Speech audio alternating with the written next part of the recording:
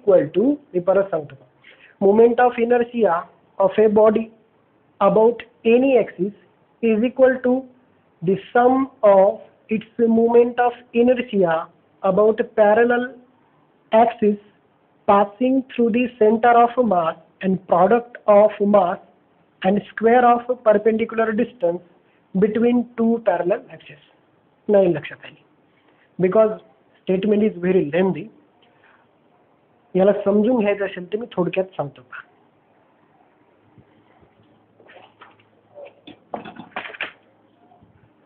For example, ही एक rigid body आहे.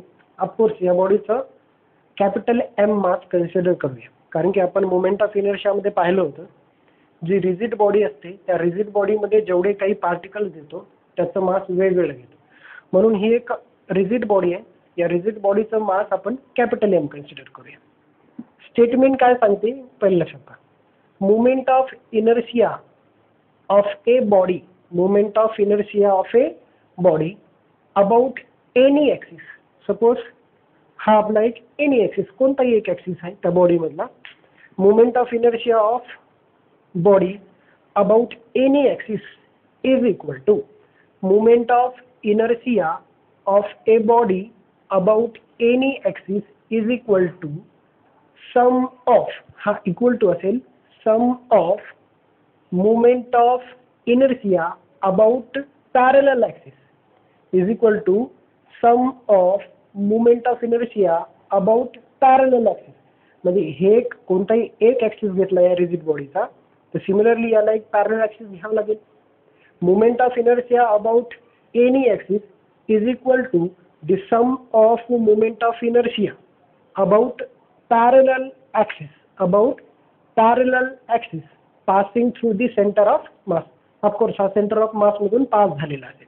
Passing through the centre of mass and product of mass and square of perpendicular distance between two parallel axes. हे जे दोन axis आहेत, या दोन ॲक्सिस मध्ये जे डिस्टन्स आहे त्याचा स्क्वेअर घ्यायचा आणि या बॉडीचं मास, बॉडीचं मास आणि या दोन पॅरलल ॲक्सिस मधला डिस्टन्सचा स्क्वेअर याच्यासोबत ॲडिशन करायची. Moment of inertia about centre of mass is equal to moment of inertia about any axis असेल. आता हे with the help of diagram मी समजावून सांगतो.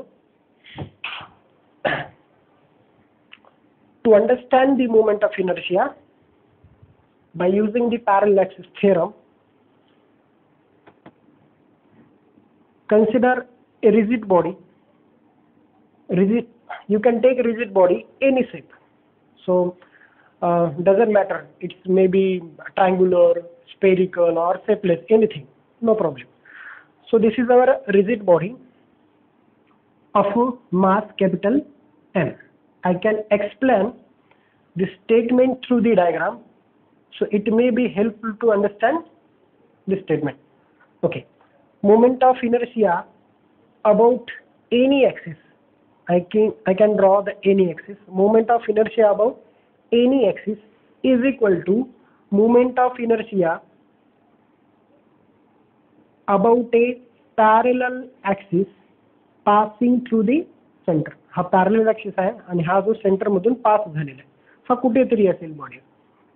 Passing through the centre of mass and product of mass and square of perpendicular distance between two parallel axis. This is parallel axis थेरमची एक statement झाली simple. आता याला प्रूफ जर करायचं असेल तर रिजिड बॉडी कन्सिडर करावं लागेल ॲज युजल. मी याचं प्रूफ सांगतो. Consider a rigid body of mass capital M rotating about an axis, rotating about an axis passing through a point O. Rotating about an axis passing through a O. हा एक कोणताही एक axis आहे जो O मधून pass व्हायला. Rotating about an axis passing through a point O. Similarly मी एक याच एक्झॅक्टली ॲक्सिसला एक पॅरलल ॲक्सिस काढला, तो पास व्हायला सेंटरमधून, म्हणून आपण सेंटर ऑफ मास. या दोघांमधलं डिस्टन्स घेऊया h. ठीक आहे. आता मोमेंट ऑफ इनर्शिया जर काढायचं असेल किंवा मोमेंट ऑफ इनर्शियाची या स्टेटमेंटनुसार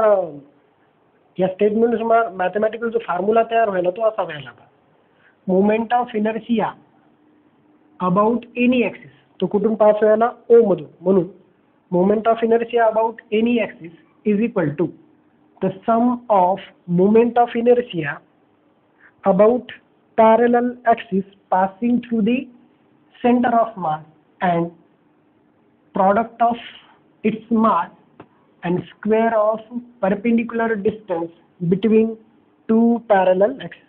दोन पॅरलल ॲक्सिस मधला डिस्टन्सचा स्क्वेअर आणि बॉडीचं मास हा एक घेतला आणि सेंटर मधला मोमेंट ऑफ इनर्शिया, या दोघांची सम केल्यानंतर या ॲक्सिसचा मोमेंट ऑफ इनर्शिया भेटतो. हे पर्पज आहे आपलं. मी परत येतो.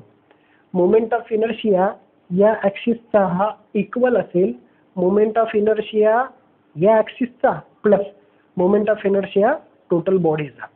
ठीक आहे. That is moment of inertia about any axis is equal to the sum of moment of inertia about a parallel axis passing through the center of mass and its mass and square of perpendicular distance between two parallel axes is called the parallel axis theorem. आता याला prove करून दाखवतो तुम्हाला. Consider a rigid body of a mass m rotating about an axis passing through a point O. ही एक rigid body आहे जी या axis पासून rotate व्हायला लागली. Rotating about an axis passing through a point O. मला पॅरलल ॲक्सिस थेरम प्रूव्ह करून दाखवायचा, त्यामुळे मी काय करेन, या ॲक्सिसला एक्झॅक्टली एक पॅरलल ॲक्सिस काढेल जो सेंटरमधून पास होईल, म्हणून याला आपण सेंटर ऑफ मास पण म्हणतो. Axis passing through the centre of मास. आणि हे दोन्ही ॲक्सिस एकूण पॅरलल आहेत आणि याच्यामधलं जे परपेंडिक्युलर डिस्टन्स आहे ते आपण एच घेतलं. आता आपल्याला बॉडीचं टोटल मास तर घेता येणार नाही मोमेंट ऑफ इनर्शिया काढायचं असेल, तर मी काय करतो, कुठेतरी एक पी पॉईंट कन्सिडर करतो आणि पी पॉईंटला मी एलिमेंटरी मास डीएम घेतो. ते झालं एलिमेंटरी मास डीएम. मी आता असंच ठेवून देतो. आता याला जॉईन करावं लागेल, ट्रिग्नॉमेट्रीचा उपयोग करावा लागेल, पायथागोरस थेरमचा उपयोग करावा लागेल. ओके. आता आपण जे moment of inertia about axis passing through point O जे घ्यायलो तो इंडिकेट करता येते आपल्याला आय नॉटने. I naught is nothing but किंवा I naught define as moment of inertia about axis passing through a point O. Similarly I C घेता येईल moment of inertia about and parallel axis passing through a point C म्हणजे centre of mass. ठीक आहे. हे झाला I naught आणि हा झाला आय सी. ठीक आहे. मी आता पहिले जॉईन करून घेतो. Join O P also join C P. मी दोन्ही जॉईन केले. हे जे ओ सी जॉईन केलेलं आहे हे डिस्टन्स घेतो मी स्मॉल आर आणि सी पी डिस्टन्स घेतो मी स्मॉल आर नॉट. डिफरन्स थोडंसं वेगळं घ्यावं लागेल. एक घेतला मी, हे जे ओ पी घेतला म्हणजे इथे पी पॉईंट कन्सिडर केला आणि इथे डी एम एलिमेंटरी मास घेतला. ओ पी जे डिस्टन्स घेतलं ते आर घेतलं आणि सी पी जे डिस्टन्स घेतलं ते आर नॉट घेतलं. पहिले काय केलं मी पहा, पहिले मी स्टेटमेंट लिहिली व्यवस्थित. आता मी याला प्रूफ करून दाखवतो. प्रूफमध्ये काय करायचं की कोणत्याही एका ॲक्सिसचा मुवमेंट ऑफ इनर्शिया हा इक्वल असतो sum of movement of inertia about parallel axis, sum of movement of inertia about parallel axis and product of its mass and square of perpendicular distance between two parallel axes. ठीक आहे. मी याला join करून घेतलं. मी थोडंसं व्यवस्थित काढतो. वाकडं झालं. तुम्ही थोडंसं चांगलं काढत चला. बरेच वेळेस काय होते की डायग्रामला सिरियसली घेत नाही. डायग्रामला सेपरेट मार्क्स असतात. डायग्राम व्यवस्थित काढायचे. ठीक आहे. हे डिस्टन्स घेतलं आपण. ओपी किती घेतलं, आर. तर मी इथे नोटेशन मध्ये लिहितो. OP is equal to R. Similarly CP, CP is equal to R nought. हे दोन नोटेशन्स आपण डायग्राम थ्रू काढलेले आहे. टोटल बॉडीचं मास कॅपिटल एम आहे म्हणून आपण एलिमेंटरी मास डीएम घेतलं पी या पॉईंटला आणि पी पासून ओ ला आणि पी पासून सी ला जॉईन केलं दोन्ही पॅरलल ॲक्सिसच्या सेंटरला. ठीक आहे. आता आपल्याला एक हे जे डायग्राम्स मिळाली moment of inertia about I naught आणि moment of inertia about I Z काढताय. जनरली मोमेंट ऑफ इनर्शियाचा फॉर्म्युला असते I is equal to summation or mass आणि डिस्टन्सचा square. Moment of inertia simple असते, त्या बॉडीचं मास आणि त्याच्या आतमधल्या डिस्टन्सचा स्क्वेअर असतो. म्हणजे I is equal to M into R square. इथे समेशन वापरलं, पण आपण इथे काय करूया, इंटिग्रेशन वापरूया, कारण की इंटिग्रेशन आणि summation both are same mathematically. म्हणून मला काय करता येईल, moment of inertia about a axis passing through a point O is equal to integration of. इथे काय करतो आपण, मास घेतो आणि डिस्टन्सचा काय घेतो, स्क्वेअर घेतो. म्हणून आपण काय, moment of inertia about an axis passing through a point O is equal to mass किती घ्यावं लागेल, dm घ्यावं लागेल आणि डिस्टन्सचा काय असेल, स्क्वेअर घ्यावं लागेल. आपण इथं मास घेतलं ना, म्हणून आपण ओपी एवढं डिस्टन्स घ्यावं लागेल. त्या ओपीचा काय असेल, स्क्वेअर. डिस्टन्सचा स्क्वेअर आणि मास, म्हणून एलिमेंटरी मास dm घेतला आणि डिस्टन्सचा स्क्वेअर किती घेतला, ओपी स्क्वेअर. आता मला ओपी म्हणजेच किती लिहिता येईल, ओपी म्हणजे आर, म्हणून इथे लिहितो मी integration R square into dm. ठीक आहे, हे झालं आहे ना. Moment of inertia about an axis passing through a point O is equal to integration of OP square into dm. OP हे झालं डिस्टन्स पी पासून सी पर्यंत, त्याचा स्क्वेअर असेल आणि ते जे मास कन्सिडर केलं त्याचा प्रॉडक्ट असेल, इज इक्वल टू यालाच लिहिता येते ओपी स्क्वेअर म्हणजे R square into dm. Similarly moment of inertia about an parallel axis passing through a point C. IC is nothing but moment of inertia about a parallel axis passing through a point C is equal to integration of, याचा distance किती आहे, C पासून P पर्यंत distance आहे CP square. डिस्टन्सचा square असतो आणि त्याच्यासोबत मासचा product असतो. CP म्हणजेच किती, R not square into dm. याला नंबर 1 देऊया, याला नंबर एवढं कन्सिडरेशन आलं. डायग्राम काढली मी, पहिले काय केलं, मी एक डायग्राम काढली, इथे कोणताही एक ॲक्सिस काढला आणि यालाच एक्झॅक्टली मी एक पॅरलल ॲक्सिस काढला. दोघांमधलं अंतर घेतलं मी h, ओ पासून P ला जॉईन केलं, हे डिस्टन्स घेतलं स्मॉल r. C पासून P ला जॉईन केलं, हे डिस्टन्स घेतलं r नॉट. थोडंसं मी आता डायग्राममध्ये कन्सिडरेशन करतो. अशी एक लाईन ड्रॉ करा, line draw a line PD perpendicular to OC आणि याला जॉईन करून घ्या CDला. CD आपल्याला डिस्टन्स माहीत नाही, तर आपण घेऊया x. काय केलं मी, एक स्मॉल चेंज केलं आहे डायग्राममध्ये. PD अशी एक लाईन ड्रॉ केली जी O आणि C ला म्हणजे ज्या बेसला कशी असेल, परपेंडिक्युलर असेल आणि CDला जॉईन केलं. तर हे डिस्टन्स माहीत नसल्यामुळे आपण x असा अननोन एक व्हेरिएबल घेतला फक्त, बाकी काय केलं नाही.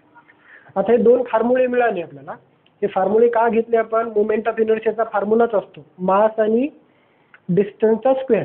आपण मास घेतला आणि डिस्टन्सचा स्क्वेअर घेतला. डिस्टन्स किती आहे, आर स्क्वेअर याच्यासाठी, मास dm आहे. डिस्टन्सचा स्क्वेअर आणि मास, इथे डिस्टन्स किती आहे, r naught square into dm. हे दोन इक्वेशन झाले. आपण चेंजेस केले हे. आता या चेंजेसमध्ये किंवा डायग्रामवरच सगळं काही पॅरलल ॲक्सिस थिटा. आता तुमच्याकडे या डायग्राममध्ये एक ट्रायंगल तयार झाला बा, ODP. फ्रॉम फिगर इकडे पहा, ODP इथे किती आहे, 90 डिग्री, म्हणजे हा राईट अँगल ट्रायंगल झाला. तर according to right angle triangle rules किंवा Pythagoras theorem, hypotenuse square is equal to base square plus height square. ही झाली हायपोटेनियस, हा झाला बेस आणि हे झाला हाईट. हायपोटेनियस किती आहे, OP square. From figure OP square is equal to base square, base is nothing but OD square. OD square पहा, ही झाली हायपोटेनियस OP, बेस झाला OD स्क्वेअर आणि हाईट झाली PD square plus PD square. हे डायग्राममधून आपण उपयोग केला. OP square is equal to OD square plus PD square. पण डायग्राममध्ये पहा, OD is the combination of O C plus C D, हा जो ओ डी आहे तो ओ सी आणि सी डीने बनलेला आहे. म्हणून आपल्याला याच्यामध्ये चेंजेस कसं करता येईल पहा. ओ पी स्क्वेअर मी ॲज इट इज ठेवतो. ओ डी म्हणजेच काय, O D is nothing but O C plus C D, O C plus C D whole square plus P D square as it is. O डीला फक्त आपण split केलं कारण की ते स्प्लिटिंग मिळाली. ओ सी आणि सी डी म्हणजेच O D. O C plus C D whole square plus P D square वरचा ॲज इट इज. आता इथे एक फॉर्म्युला तयार होतो ए प्लस बी होल स्क्वेअरचा. O P square as it is, यालाच आपण कन्सिडर करूया A plus B. A plus B whole स्क्वेअरचा फॉर्म्युला असतो A square plus twice of A B plus B square. म्हणून मी ओ सी स्क्वेअर म्हणजे A square plus twice of O C C D plus C D square म्हणजे B D square B square. इथे आपण A plus B whole स्क्वेअरचा formula वापरला. A square plus twice of A B plus B square plus P D square. हे झालं simple form. आता परत डायग्राममध्ये पहा, तुम्ही जर या छोट्या ट्रायंगलला जर कन्सिडर केलं, हे छोटा ट्रायंगल आहे, ठीक आहे. या छोट्या ट्रायंगलमध्ये परत इथे 90 डिग्रीचा झाला. आता या छोट्यासाठी ही झाली याची हायपोटिनियस, हे झालं याचा बेस आणि ही झाली याची हाईट. आता याच्यानुसार पहा, याच्यामध्ये P C square is equal to काय असायला पाहिजे, C D square plus P D square. आता मी स्मॉल डायग्राम घेतो. पहिले काय केलं मागे, मी पूर्ण ट्रायंगल कन्सिडर केला.